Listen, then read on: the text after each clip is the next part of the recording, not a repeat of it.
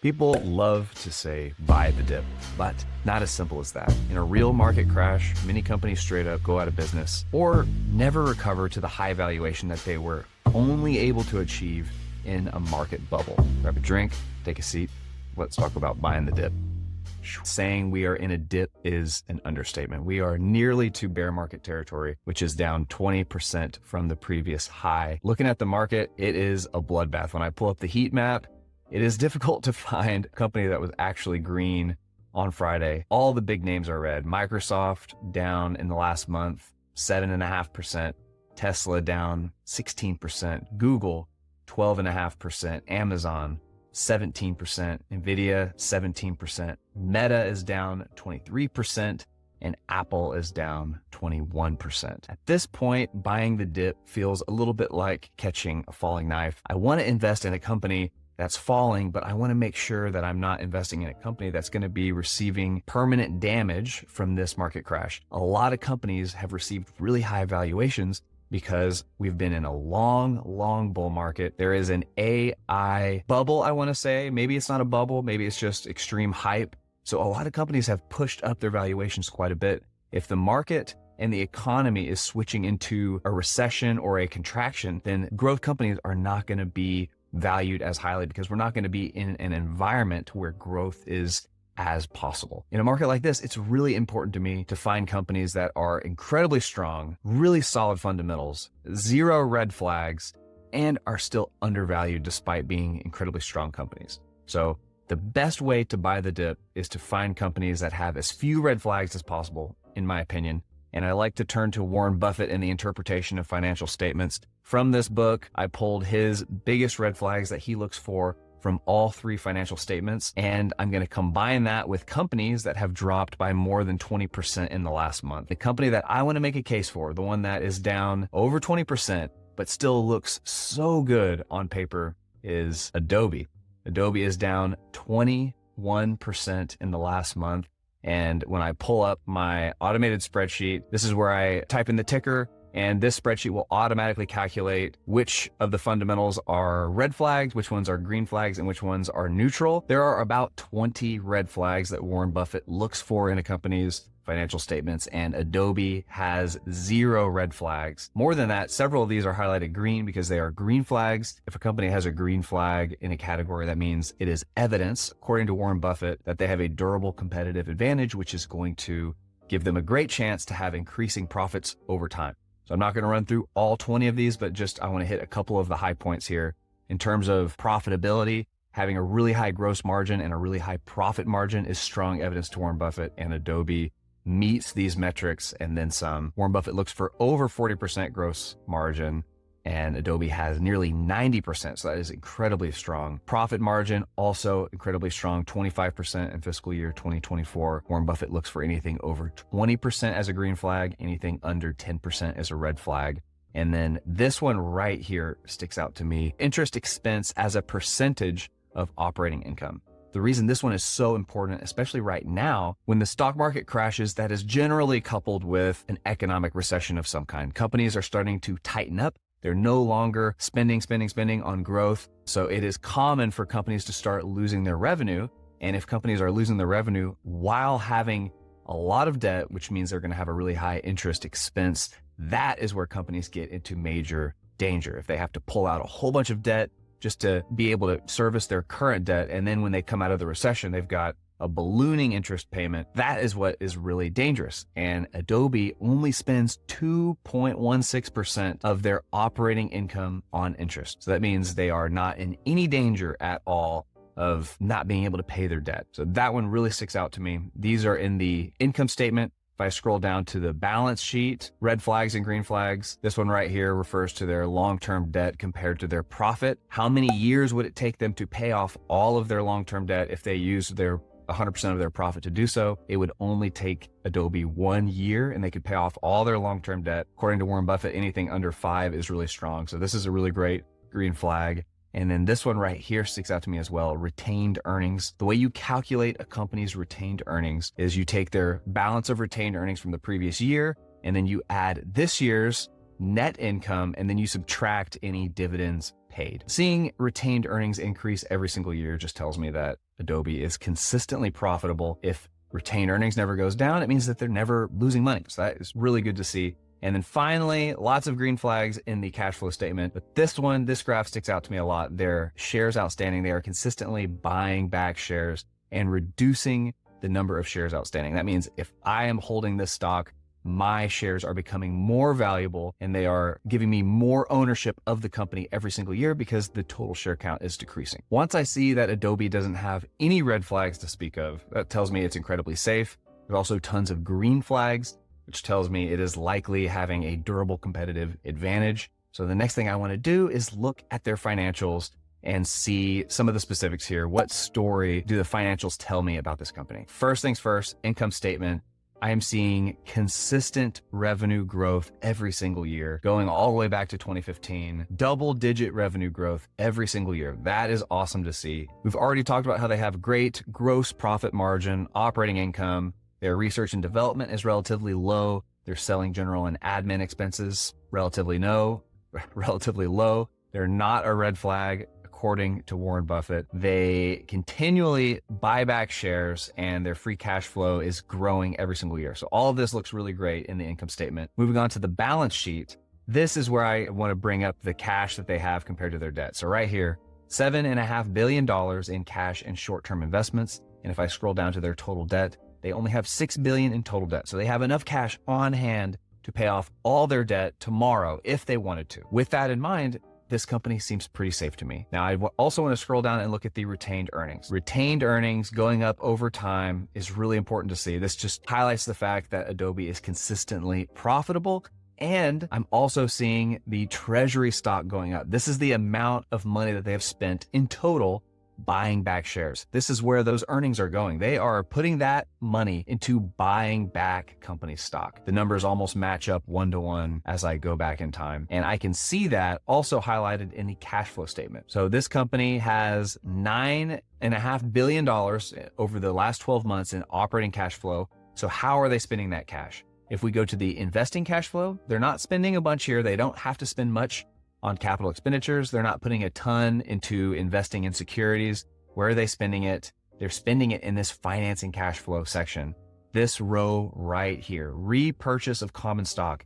Every single year, they're taking their free cash flow and they are just putting it into buying back company stock, which is exactly what I want to see. I either want to see them reinvesting in the company by growing, or I want to see them reinvesting in the company by buying back stock, or dividends would be nice as well. But in this case, I actually prefer repurchasing company stock because there is not going to be a tax hit associated with that. I don't have to pay taxes on dividends. If they're not paying dividends, they are just going to be growing their share price by buying back shares. Let's now move to the discounted future free cash flow model, where I actually calculate their intrinsic value. The first step is to enter in their future revenue projections. So the way I calculate what their future free cash flow is going to be is I take the analyst projections for future revenue, and then I multiply that by their historic average free cash flow margin.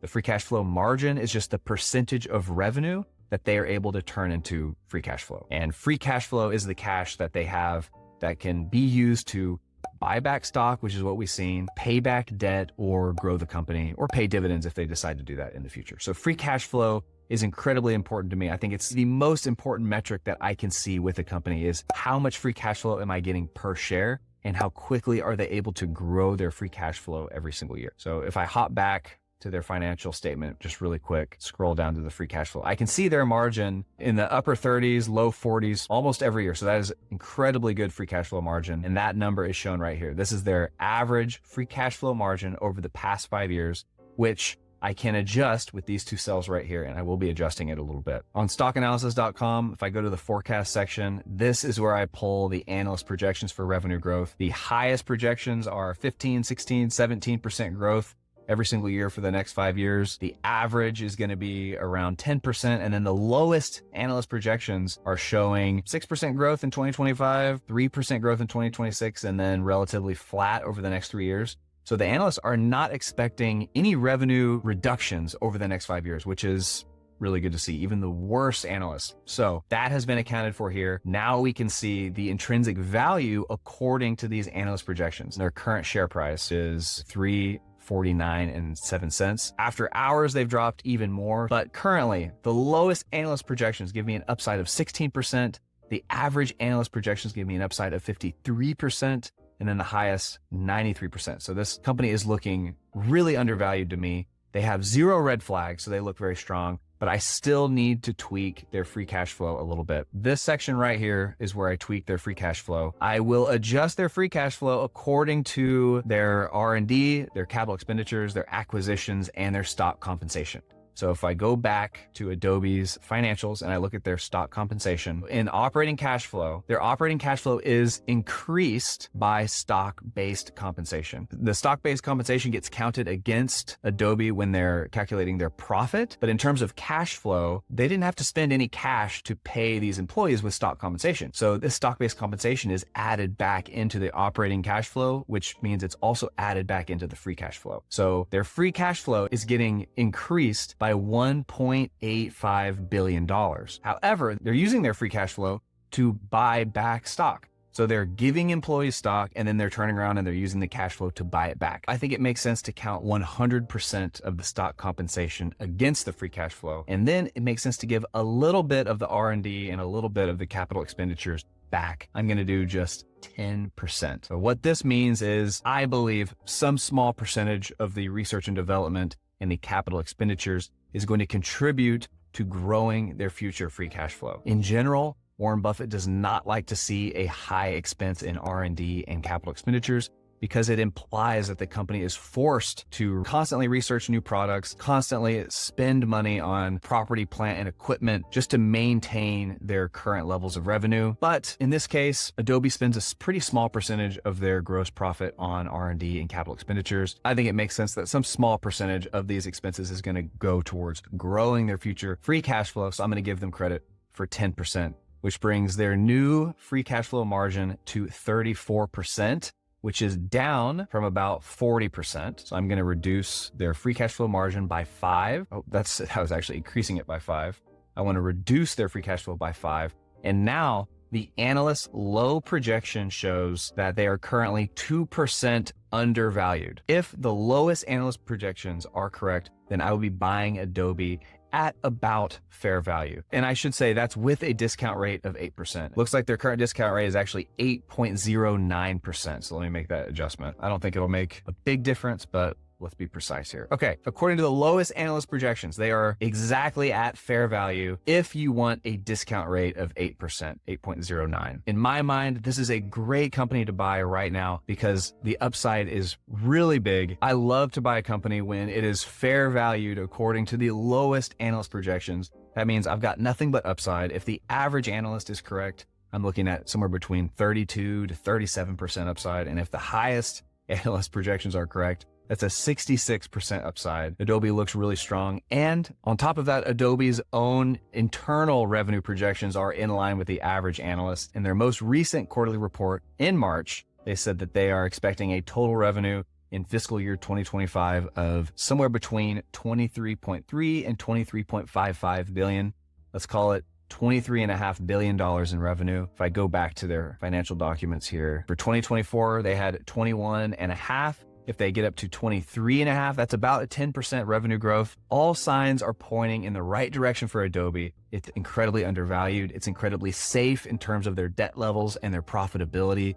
I'm buying Adobe on Monday. Hopefully I'll be able to get it at even more of a discount unless this price recovers over the weekend. $347 is going to be what I'm buying it at. Now I want to quickly go over the portfolio and see how we're doing so far. And as expected, we are solidly in the red after the S&P 500 gapped down last week, pulling back up the S&P 500 chart. It is looking pretty rough. My portfolio as well is down about 10%. So we've invested $1,700. The current value of my portfolio is $1,530. We're down $166. That's about 10%, 15.8% if you're using money weighted rate of return. It takes into account the timing of each purchase and how much each purchase has lost. So the money weighted rate of return is going to be a little bit higher. The S&P 500 is going to continue to be my benchmark. We started investing when the S&P was about $600. Now it's $500. So the S&P 500 is down about 16, 17%. We are still slightly beating the S&P 500. Of course, we are targeting better returns than that. As the S&P drops, I'm going to be targeting companies that are dropping with it,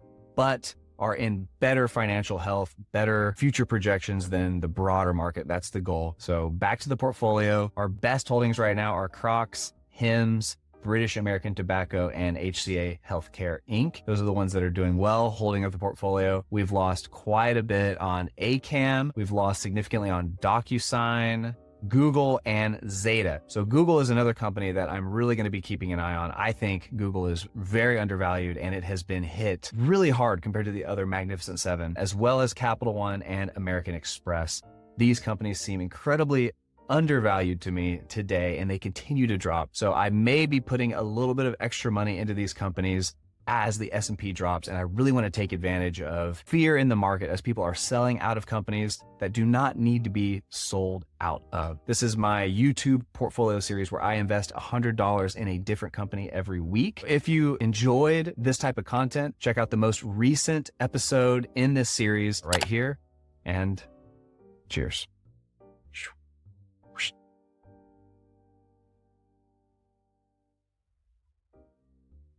You're going to need to be drinking a lot of whiskey if the S&P 500 continues to crash. Hopefully not too much.